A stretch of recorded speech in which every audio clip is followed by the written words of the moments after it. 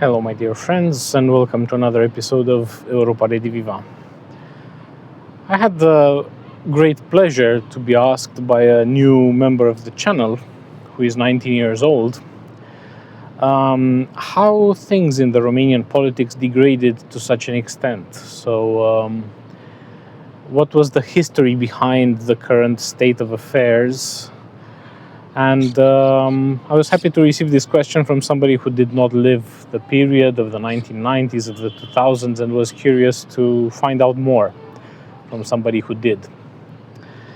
And I'd like to make this episode about the changes that took place in Romanian society, and, well, the political system is just an expression of that. The political system derives from the general state of the society, and how it degraded from what it was in the 1990s, which was a very chaotic system, just as any state transition entails.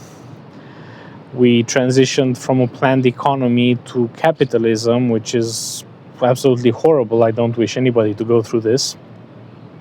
From one day to the next, not only enterprises disappear, not only entire branches, entire industries disappear, but entire professions are no longer needed.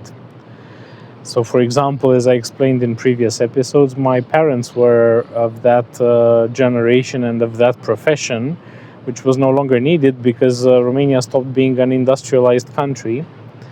And, for example, metallurgical engineers were no longer needed in the new economy, because Romania stopped producing steel, and therefore entire cohorts of graduates from the polytechnics having the specialization steel manufacturing, steel production, were no longer needed, and they had to revert to other jobs. They had to convert themselves, well, in the case of my family, it was converting themselves to programmers, computer programmers.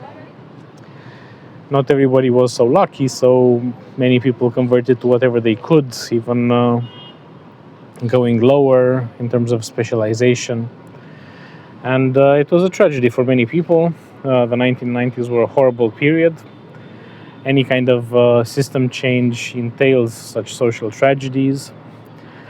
But the political class was the one inherited from communism, which means that the technical people, the people that had higher education and that were members of the Communist Party, because it was such a system as it is in China now. You were asked to become a member of the party once you reached a certain level of professional development in your company, in your work, and well, if you had a certain level of intellectual attainment, then you were invited to join the Communist Party. So the Communist Party had all of these cadres that remained in politics, remained in power, and that had excellent training. They had also political training by virtue of the membership in the Communist Party. There was a sort of a university that was offering these courses for Politburo members. And they also had their technical professions. The humanities professions were less well represented, perhaps law. But generally speaking, there were technical cadres, like it was the case of the first president of Romania after 1989, Ion Iliescu.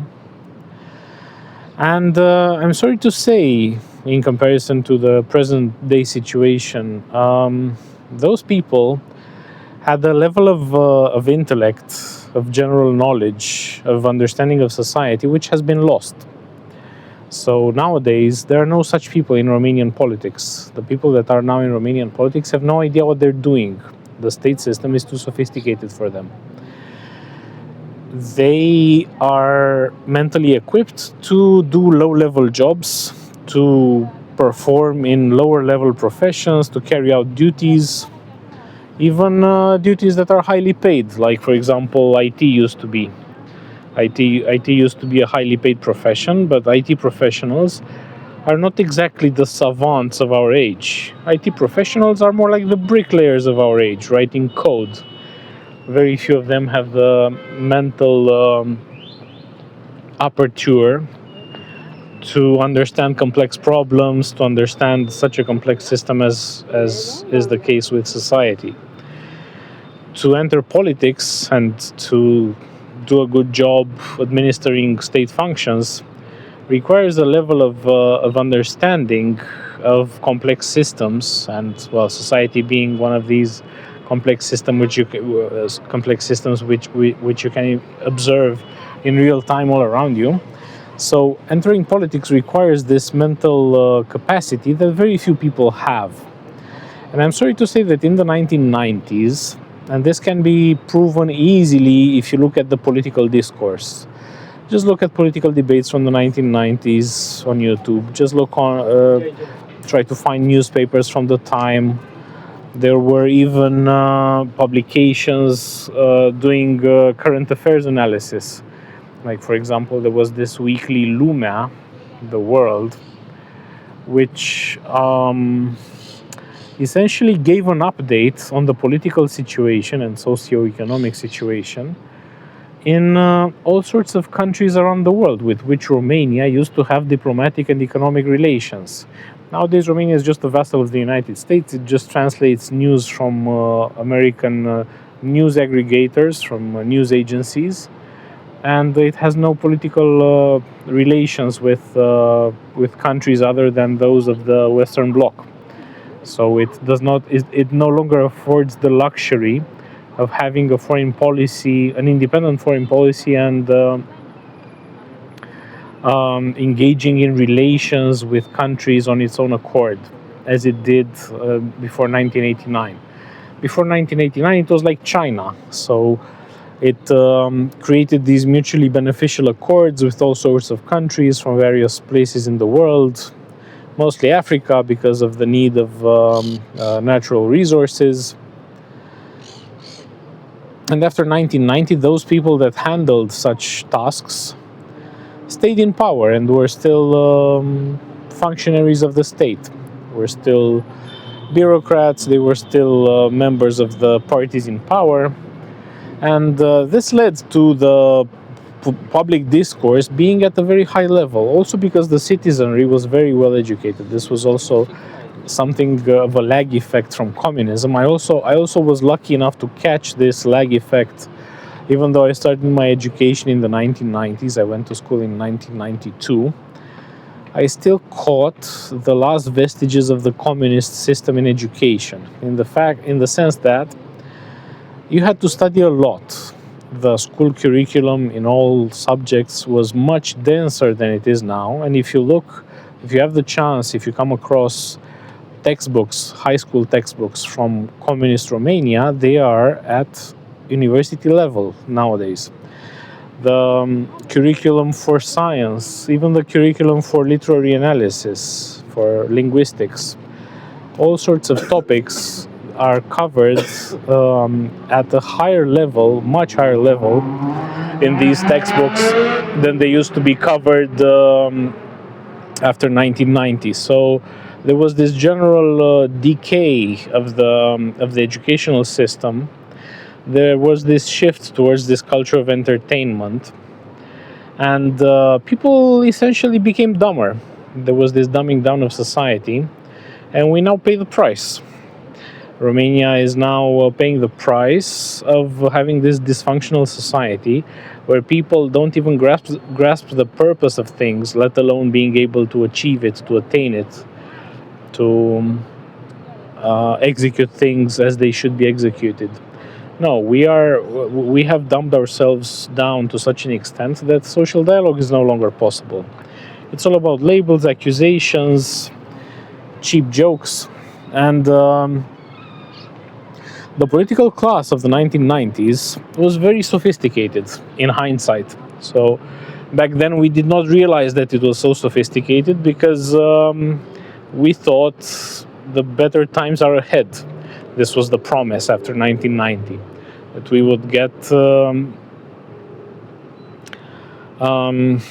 We would get a lifestyle that was advertised in those commercials from the commercial breaks of various TV series that were imported from the United States, like Dallas, like Dynasty, like well, there was this fashion of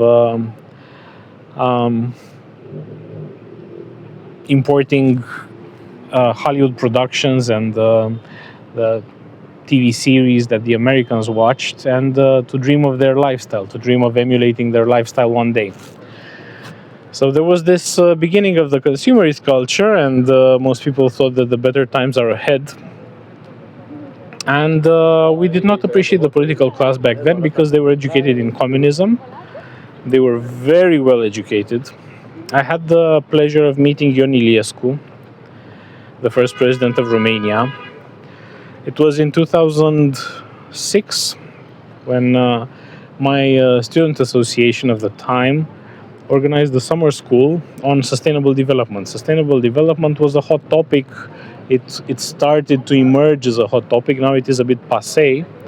But back then, 2006, it was like, it was the hot thing, the newest topic in these cosmopolitan circles where I was being educated.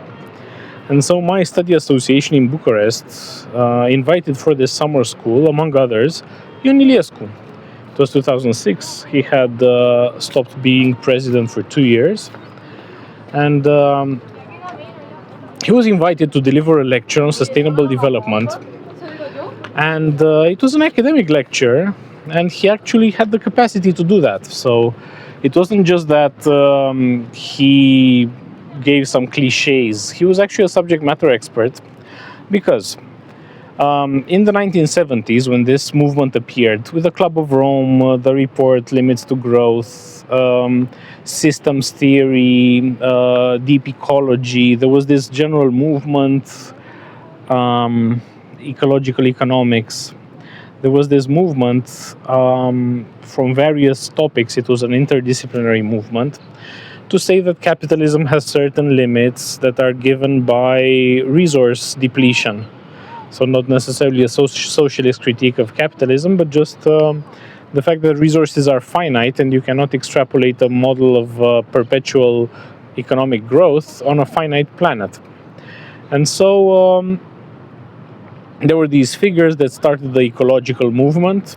One of them was Lester Brown. He was one of the pioneers. And Ion Iliescu in the 1970s, just to show you how sophisticated the Romanian society was, he was the director of the technical publishing house, and he started a correspondence with this guy. He published his books, he prefaced his books. Ion Iliescu had a technical training. He was a hydrological engineer. He had studied in the Soviet Union because Romania did not offer such qualifications back then in the 1950s. So he studied in the Soviet Union in Frunze, what is now Tashkent, I think, or is it Bishkek? Anyway, somewhere in Central Asia. He studied hydroelectrical engineering, so how to construct hydroelectric power plants, which the communist regime did construct in the 1960s, in the 1970s. And he had this technical understanding of things, but he also went beyond. He also went into this philosophical approach of sustainable development. And he actually befriended Lester Brown. He prefaced his works. He invited him to Bucharest. And Iliescu, as a Romanian president, did have some subject matter expertise on the field of sustainable development, and he was competent in 2006 to deliver such a lecture. What is more, after the revolution, of course, he was a Soviet agent, like most of the people that took power. But once the Soviet Union fell, it was obvious that they needed to pick a development model. So him and his party decided to go for some sort of Nordic social democracy. He was mocked for that. So people, not the general population, because the general population was clueless on such matters. But so-called liberal press, essentially what Soros started in 1990 with his grants, they all ridiculed him because they advocated for the American model. Total privatization of everything, free market capitalism, no social safety nets whatsoever. Whereas he wanted to look for another model in the West. And he advertised for the Swedish model, the Scandinavian model. He advertised for an extended welfare state. So essentially, he could no longer rely on the Soviet model, on the Perestroika model, because the Soviet Union had already disbanded and it was in severe crisis. So he tried to advocate for a Scandinavian welfare state type of model for Romania. And he was unsuccessful because the forces of capitalism, of international financial capital, were too strong, and they had the upper hand. But this was the political reality and the political discourse in the early 1990s. And unfortunately, the agents of the United States eventually had the upper hand. So in 1996, Emil Constantinescu was elected. A highly mediocre figure. The only reason he was elected was because he was selected by the United States. He paid a visit in 1995 to the United States, and he was taken to all these institutions that curate elections in various countries. And he had the full support of the United States in 1996. He was a highly mediocre figure. I don't know how he is as a university professor. He's a geologist, so I don't know if the students of the Faculty of Geology considered him a good professor. But he just recycled US talking points. So he had no vision of his own. He just recycled US talking points. And between 1996 to 2000, when they ruled, these right-wing parties supported by the US, they did property restitution to the previous owners of state property that had been confiscated after 1947. And they essentially destroyed society to such an extent that there were riots, there was mass impoverishment of the people, mass closure of enterprises, the liquidation of the national economy. So the system until 1996 worked in a way to somehow preserve the wealth of the people, to preserve the wealth of the Romanian people. The Romanian state lacked liquidity, and it needed to borrow from international markets, and therefore all this conditionality stepped in with the IMF and the World Bank, and they were forced to do privatization, but there were various ways to do it. And one way was to issue coupons to the population so that each Romanian would be just free from the state, would be an owner of the Romanian industry, and he or she could just choose an enterprise, and that coupon, that voucher, made the Romanian citizen an automatic shareholder to that enterprise. This was one option. The other option that was employed between 1992 and 1996 was MIBO, Management and Employees Buyout. So it was a method through which various state enterprises, the smaller ones of course, like publishing houses for example, could be, or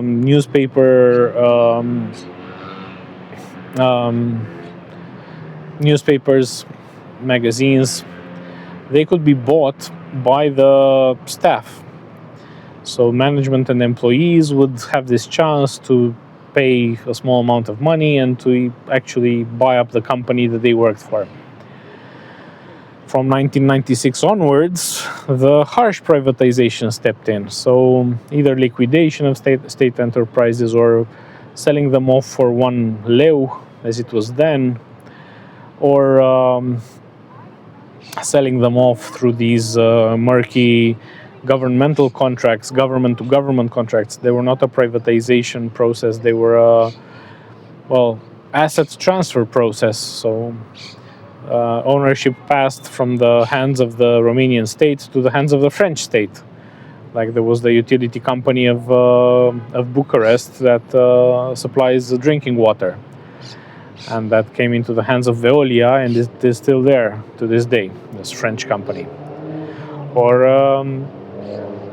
the Galați steel mills where my parents used to work. Tony Blair lobbied. Well, this was after 2000. Lobbied the Nastase government to give it to his friend Lakshmi Mittal, an Indian guy who, well, probably paid a lot of money to the Labour Party, to Blair and Brown, what was then the neoliberal Labour, and yeah, the majority of Romanian industry was. Well, I wouldn't say privatized because most of it, the essential assets were not exactly passed over to the hands of some private enterprise, but rather to in the hands of another state.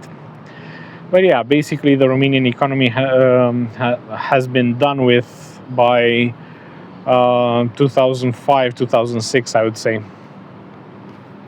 And the quality of the politicians followed suit. So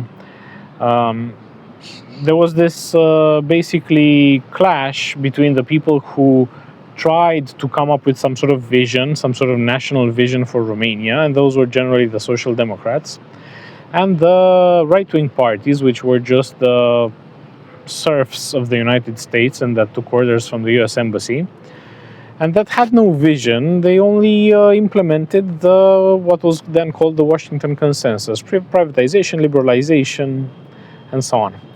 And most of the Romanian intellectual class sided with them because the Romanian intellectuals have this track record of being complete cuckolds, of being complete slaves to the power structure. So there is no critical thinking there. It's just support for whatever is dictated from the Western sponsors. So in the end, the comprador elite had the upper hand, and the people that tried to formulate some sort of national vision for Romania were purged. They went to jail. There was all this lawfare process going on. And I must say that I was witness to how things deteriorated. I also had the chance to meet Băsescu. He was not as sophisticated as Iliescu, but still he was somebody who at least was intelligent enough to have his own ideas, to be able to think on his own rather than just repeat. And he was the last president to have this capacity. So afterwards, Iohannis and, well, the current stooge, I will not even characterize. But Băsescu was the last independent thinker, even though he was a traitor. So he sold us out to the Americans big time. He essentially created this vertical of power under NATO in which the secret services and the judiciary system started being run by the Americans, and he was the architect of that. But still, he was still intelligent enough. I wouldn't say he was sophisticated. He was definitely not sophisticated. He was definitely not cultured, but at least he was intelligent and he had some courage. He had some personality of his own. Whereas Iohannis and Nicu Dan are just lame servants, lame stooges, whose sole purpose is to receive orders. And I'm sorry to say, but the Romanian society degraded itself to such a level that these people that they elected are actually representative. So the Romanian people were rather cultured in the 1990s. Even people without university education had quite large bookcases with books that they had read. And through the passage of time, with the advent of the entertainment industry, we now have a society of people who are, well, I don't want to use strong language, but they have no clue what they're doing. They have no clue about anything. And this includes first and foremost people with university degrees. University education has degraded itself a lot, just like pre-university education has degraded itself.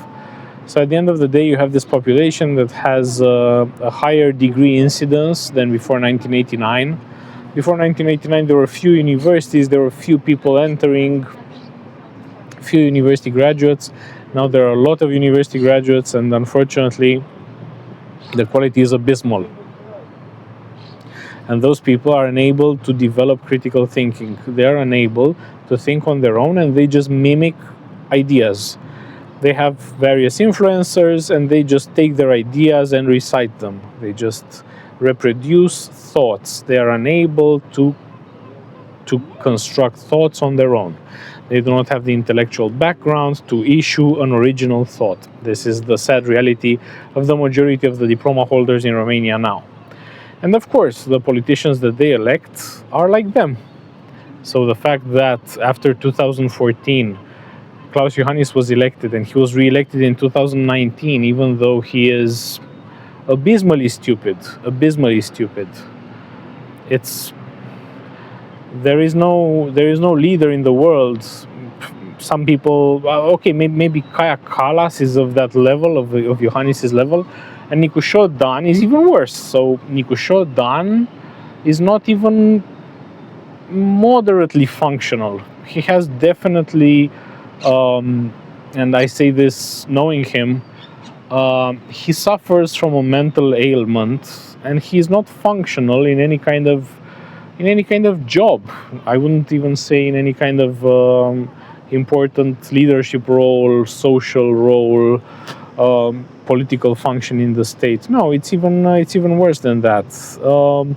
I don't think he would be able to hold a job in the real world, and he wasn't even asked to. So. He was employed at the Institute of Mathematics of the Romanian Academy from 1998 all the way to 2016. But his last published article, his last published piece of research, and this is what he was employed for. He was employed for being a researcher. The last piece of research that he ever conducted and that he ever published was in 2002. So then 14 years were without any kind of activity on his behalf. And I learned from somebody who was also employed there that he never showed up in those years, in those 14 years, subsequent 14 years when he did not publish anything. And in 2016 he became a senator, and in 2020 he became mayor of Bucharest, and in 2025 he became president. He's not a mediocre figure. Iohannis was a mediocre figure. Nicușor Dan, and well, out of all the presidents, I've also had an interaction with. So my interaction with Băsescu was at the Foreign Investors Council. My first job in university was to work with this American consultancy, and they would send me out, even though I was barely 20, but they would send me out to represent the firm at the Foreign Investors Council and at AmCham, at the American Chamber of Commerce. And this is where there was this heated exchange behind closed doors between Dinu Patriciu, the CEO, the owner of Rompetrol, this industrial group focused on oil refining, and the president of Romania, Traian Băsescu. So I had the pleasure to witness that live at the Hilton Hotel in Bucharest, somewhere in 2006, I think. I met both presidents, both Băsescu and Iliescu in 2006. It was a good year for meeting presidents. And with Nicușor Dan I collaborated in 2019, a very sad collaboration. You can imagine somebody who cannot be counseled, somebody who is not able to receive advice. You can imagine that you cannot really say that you've advised him, because nobody can advise him, unfortunately. But anyway, so yeah, I could witness the degradation of Romanian political life live. The Minister of Foreign Affairs, Oana Țoiu, is my ex-colleague. She now decries the sad loss of life occasioned by the death of Lindsey Graham, a random US senator from South Carolina, who was just very adamant as a warmonger. So his most important track record is in favoring any kind of war, be it against Russia, be it against Iran, it doesn't matter. So there was no war that he did not like and that he did not support. And she writes this eulogy for him that he was a great friend of Romania, and she regrets his passing, and he was such an amazing person, and so on. So, yeah, what can I say? I mean, there were these people, these politicians in the 1990s. We had no idea what we were losing, because through lawfare, through what the Americans did with the justice system, they were all arrested, convicted to prison, kicked out of politics, and now we have these clowns. And I'm sorry to say that many of these clowns were people that I interacted with. I know them personally, and yeah, I'm sorry that my country of birth, the country where I grew up in, the country of which I am a citizen, is being led by these people who are truly abysmal, who are truly terrible. So this is what I wanted to tell you today. If you like what I do, like, share, subscribe. Join my Telegram channel, because I post various things in a similar vein but done by other content creators on YouTube. And I also posted this investigation into these death threats that I received, and regarding this terrorist organization that is active in Romania, has been active for the past 2 years, and that is on the payroll of Ukraine. So join my Telegram channel to read it. And until next time, take care. Bye.